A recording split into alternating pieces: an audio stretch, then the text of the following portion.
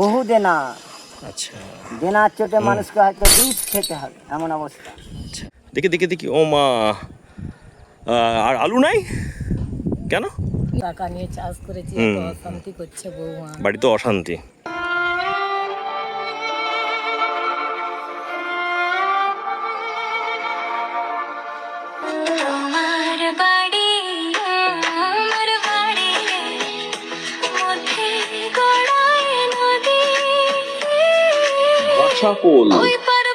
এই দৃশ্যটা দেখাতে খারাপ লাগছে। আগের বছরের এক চিত্র ছিল।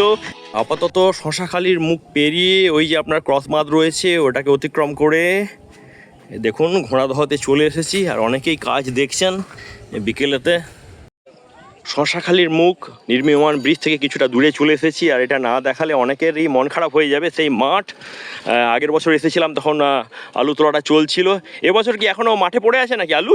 ওই তো সব বস্তা পড়ে রয়েছে। এই দেখুন বস্তা বস্তা সব লোডিং চলছে। আর এই তাল গাছগুলো আর পাশে মনে হচ্ছে এইগুলো পটল চাষ হচ্ছে, তাই তো মাসিমা? হ্যাঁ, তার আলুর দাম নাই তো, বা কি অবস্থা আপনাদের, কেমন কি পরিস্থিতি?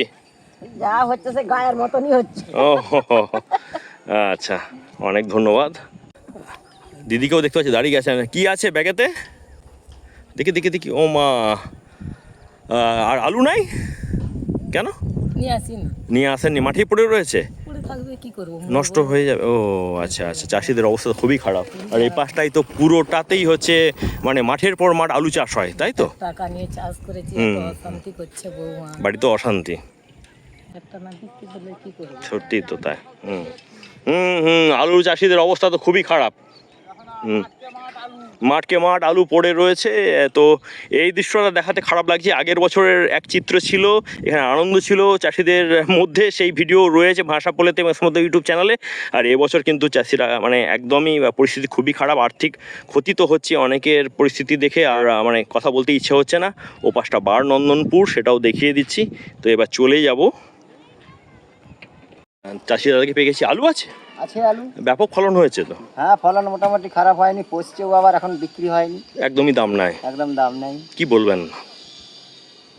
কি বলবো, না, আর্থিক দিক দিয়ে ক্ষতি হচ্ছে, তাই তো? ক্ষতি তো প্রচুর ক্ষতি, বহু দেনা।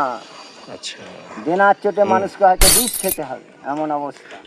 পাশেই যে আপনার বৃষ্টি হচ্ছে, কেমন লাগছে? ব্রিজ হচ্ছে খুব ভালো, ভালো।